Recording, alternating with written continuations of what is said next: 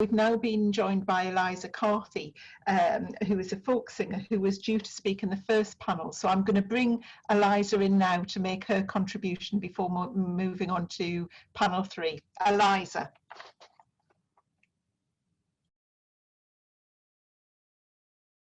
You're on mute, Eliza. How's that? Hello, how do you do, Julie?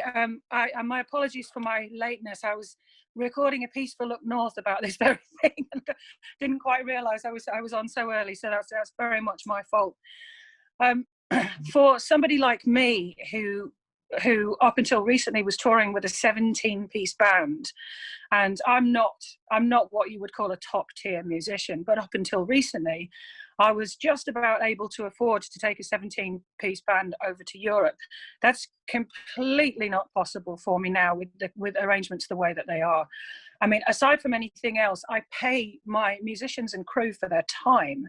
And I have spoken to several people at my kind of level who remember Carnets and what it was like to have to cross multiple borders. And one particular band was talking about a 12-hour inspection where they were literally taking down notes of their plectrums and things like that. They spent 12 hours at one border.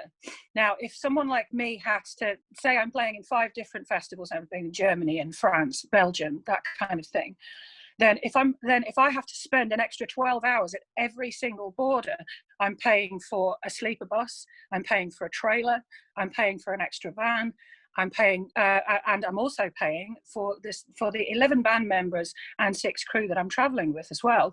And it just renders it completely impossible. There's absolutely no way, if things stay the way that they are, that I can afford to tour in Europe at all. It's not going to happen.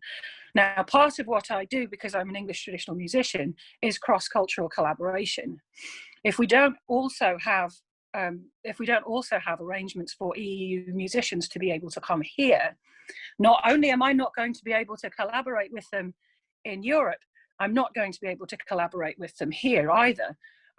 Sorry to talk about it, but I got my MBE for services to music because I specifically act as an ambassador for English traditional culture. And being able to take that to other musicians from other cultures is a big part of what I do. I mean, it really is. It absolutely knocks out my ability to do that as well, which I believe, not just for myself, but I believe that really hurts us culturally on the wider international stage. Thank you very much, Eliza. And that is the bottom line with this. It's basically going to stop people coming through, and some of the less huge artists, shall we say, which is the majority of musicians, being able to do their job. And for me, as a consumer of it all, being able to listen, that's what this is all about. It's like we're exporting an industry, and it's just appalling. Anyway, I'm very annoyed about the whole thing. But thank you very much, Eliza.